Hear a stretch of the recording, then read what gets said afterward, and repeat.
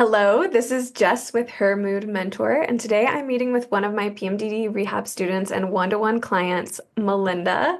Hi, Melinda. Thanks for being here. Hi, Jess. Thanks for holding this space and inviting me.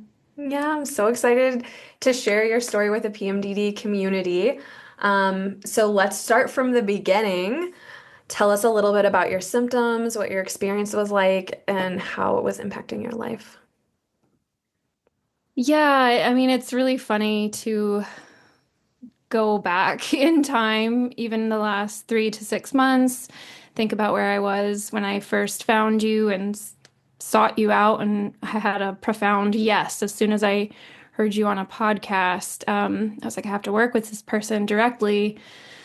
Because my symptoms back then, I had come out of a really stressful time of life. Honestly, like 6 years of stress. And I think those 6 years really kind of pushed me to my mental and emotional capacities and like to the extreme. And I had become aware of PMDD in the postpartum phase after my first child and related to it. But I kind of put it out of my mind because there was just so much other stuff going on. I'm like, yeah, that's probably what this is.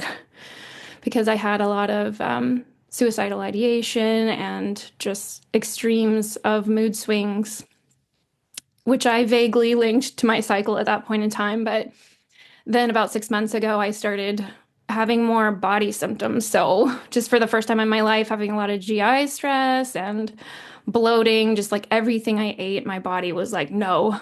So it got to be pretty scary pretty quickly for me that, my body had never broken down in that way before. And I just didn't know what to do. And I felt like I was throwing spaghetti against the wall, trying out all these different diets, eliminating things, kind of seeing results, but not really knowing where to go. And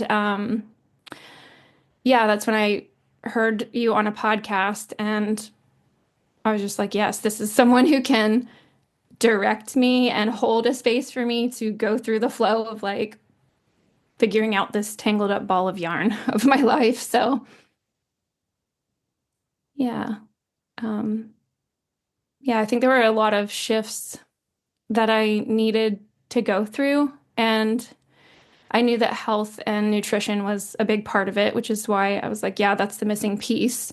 But after working with you, I just saw the overarching shift of this really profound kind of, I wouldn't say it's subtle, like this subtle way of being with the PMDD that changed completely, but it's subtle yet changes everything. It's like a outlook Mm. change, I guess. Yeah. Yeah, at one point, I have some quotes that I'm going to bring up as we go, but at one point you said, I don't get suicidal thoughts anymore because of this perspective shift, Yeah. which is so crazy and an outcome of a lot of work that we did together. But you were talking about your symptoms and how long you had been living with them. And when we first met, we were mapping your symptoms and we were finding that 10 to 14 days of each cycle, each month, you were dealing with moderate to severe symptoms. So we're talking half of your life here for a period of years, many years, around like 4 to 6 years, would you say? Yeah, I would say definitely 5 years, noticing the mental, emotional, the suicidal thoughts became more pronounced. But, if I zoom out and look at my whole life, I'm like, oh, this was going on the whole time. If I look back in my 20s, it's just crazy relationship situations, like even back further into my teenage years, just those explosive emotional experiences and feeling that nobody understood. It was like this thing inside of me that was just this monster coming out that I couldn't control. And I had no one around me to help me understand. And so I don't know, it just makes me really grateful that you and this work is coming about into the collective consciousness a little bit more and that people can find more support earlier. Yeah. Well, thank you for saying that, Melinda. And it's been so beautiful to watch your journey through this process.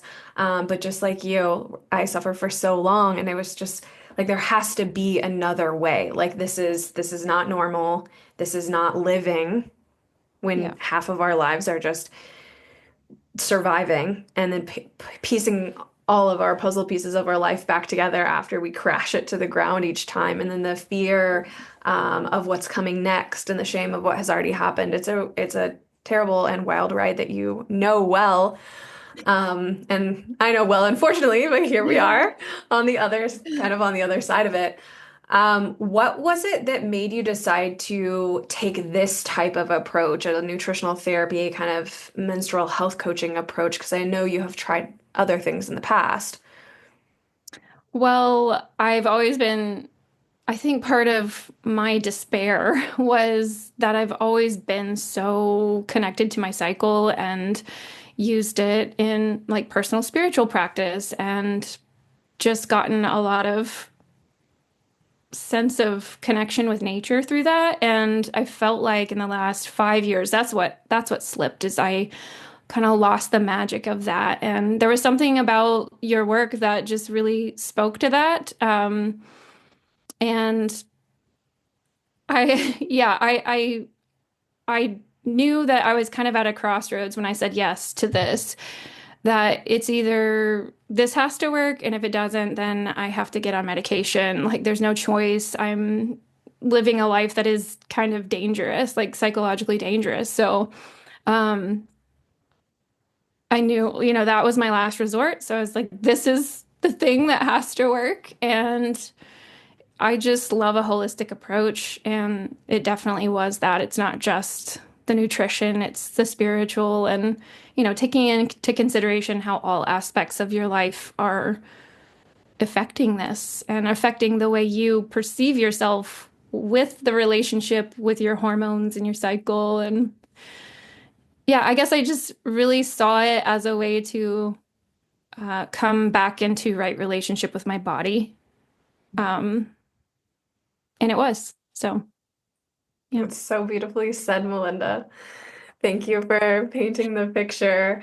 It can so often feel, right, like we're being attacked by our bodies and that these symptoms, we're a victim of these symptoms. But through this process, you have learned how to interpret the symptoms as messages and change the relationship with your body, where no longer do you feel like a victim. You actually said, I'm not a victim of this.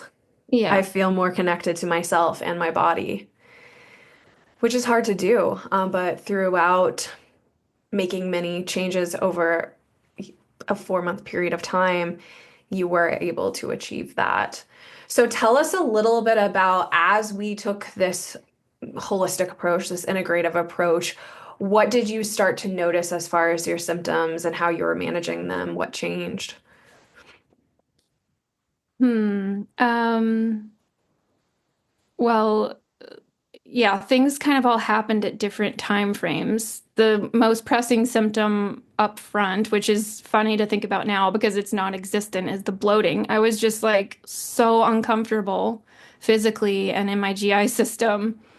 And that resolved very quickly when we were able to just go through the food journal and all that. I mean, I'd kind of done that before, but not in such a regimented is a strong word, but a detailed way that also you held that in such fluidity at the same time that it was like, okay, this is hard to track everything.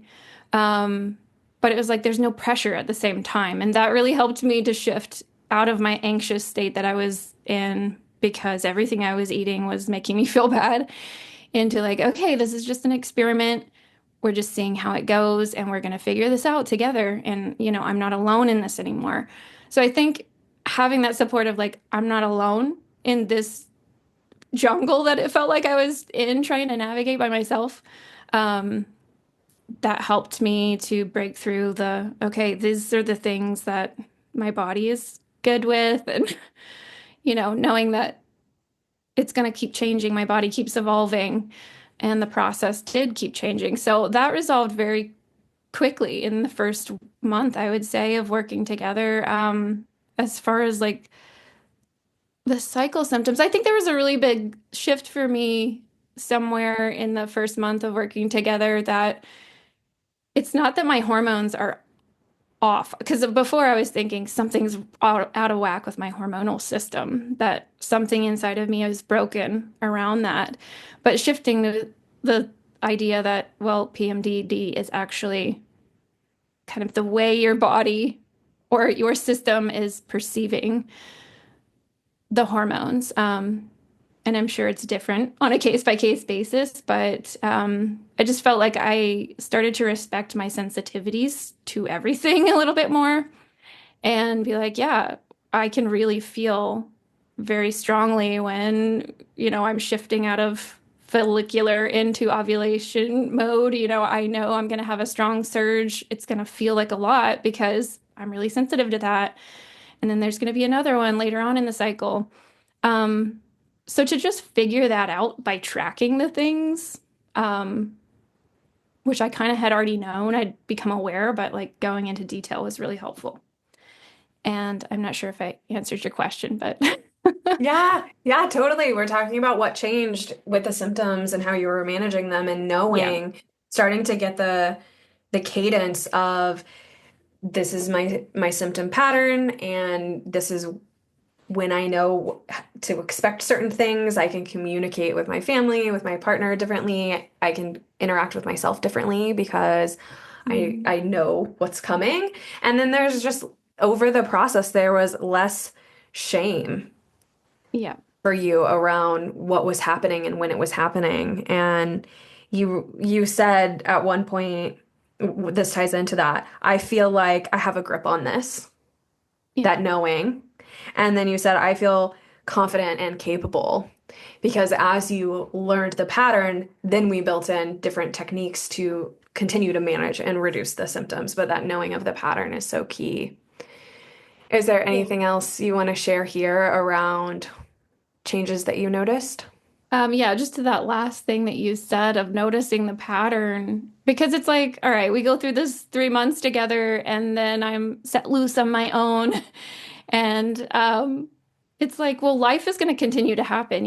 As soon as our coaching time together was ending, I was in the middle of this big hurricane that came and kind of destroyed the place where I live. And that was very upsetting. And of course, I got off of the habits that I had created because I don't know what happened. But even going through that, I had in the back of my mind and kind of surrounding me, like, it's okay, we're going to get back. Like, just life happens. And um, having already laid the groundwork of this is the pattern that happens with my hormones, this is the pattern that happens with me with certain foods, it gave me a sense of clarity like, okay, I'm feeling like this now, but it's not going to be forever. And I know the path back. So, yeah, it makes me feel more prepared going forward in life.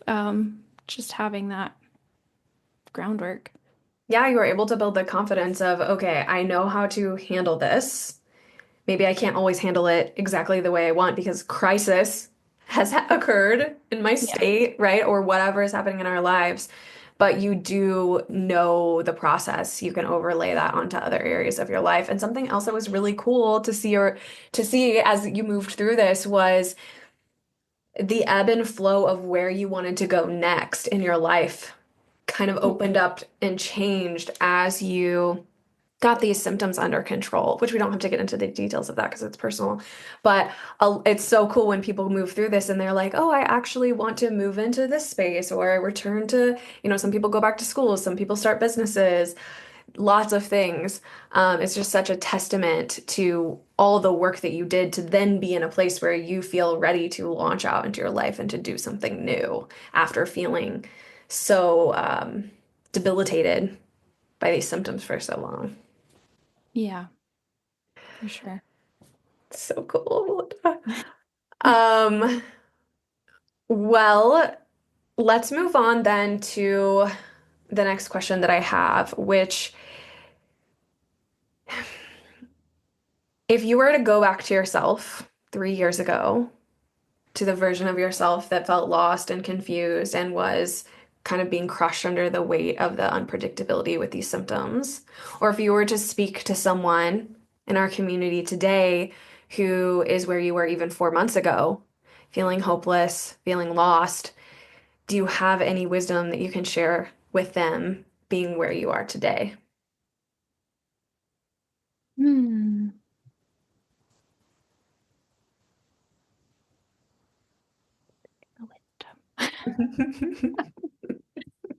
Um, I think the biggest thing with this for myself, just knowing myself since I started my period when I was 13 and, going all the way through to now and I'm 40 years old.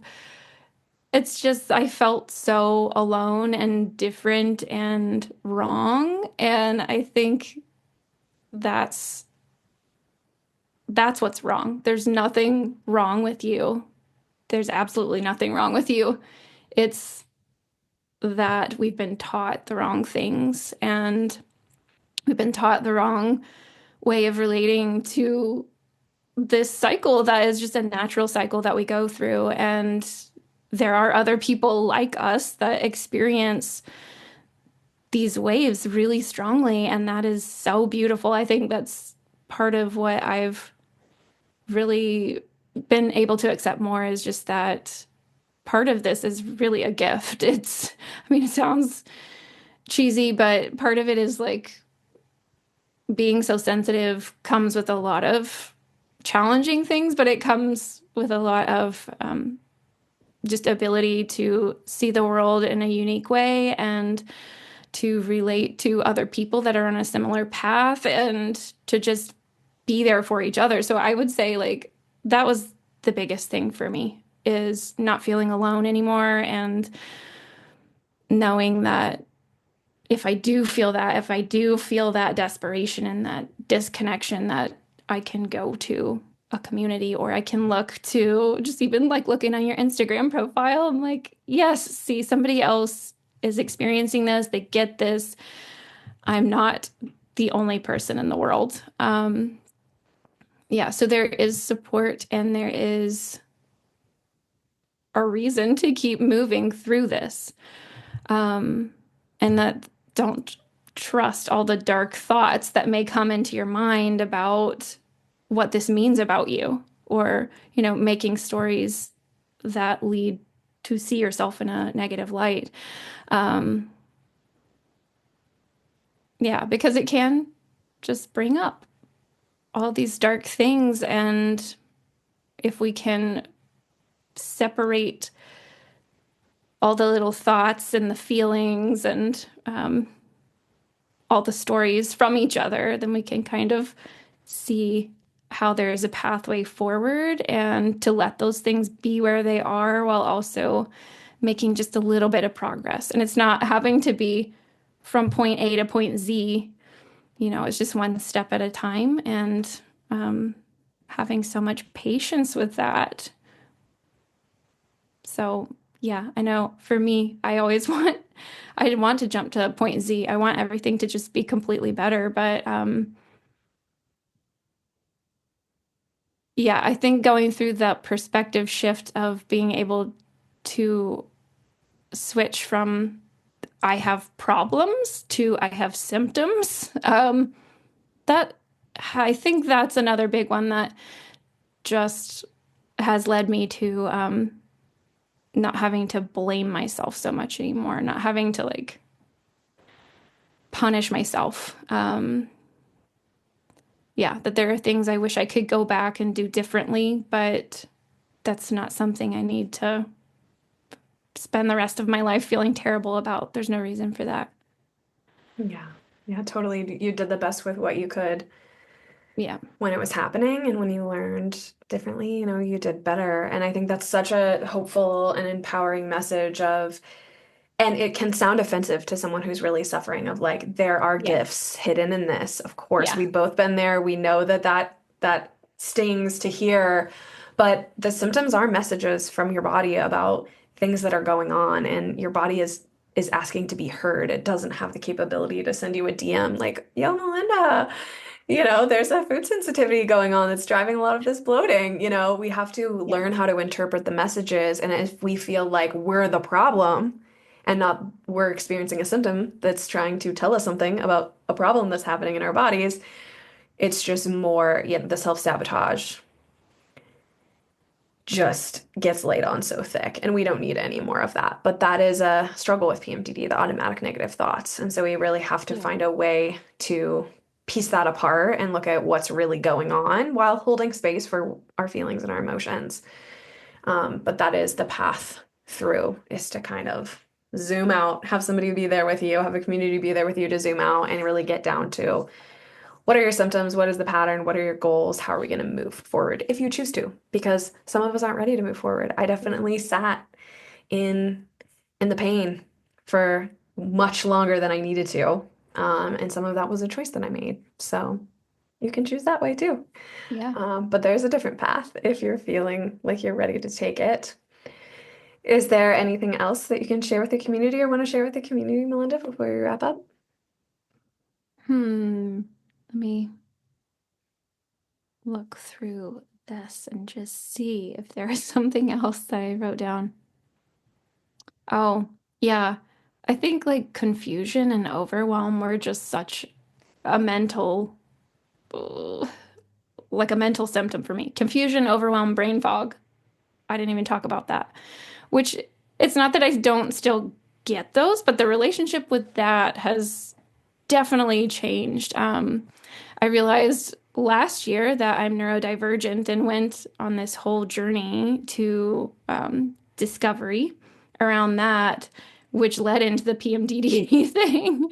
So I think, I don't know, especially for people who identify as neurodivergent, I would just say looking into this is such a good use of your time because, we're so sensitive and all the symptoms overlap a lot. So, um, yeah, I guess your ability and with the program you've laid out to just help a person prioritize.